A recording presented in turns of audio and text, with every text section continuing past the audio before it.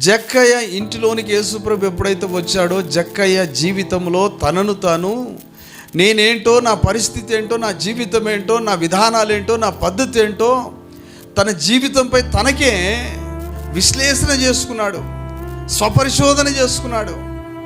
యేసుప్రభు జక్కయ్యతో సంభాషించిన విధానము, జక్కయ్య ఇంటిలో ప్రవేశించిన విధానాన్ని మనం గమనించినట్లయితే, యేసుప్రభు ఎక్కడికి వెళ్ళినా అక్కడున్న ప్రజలలో మార్పు, అక్కడున్న ప్రజలలో అద్భుతాలు, అక్కడున్న ప్రజలలో అనేకమైన విశేషమైనటువంటి నూతనమైన కార్యాలు ప్రజలందరూ చూచారు.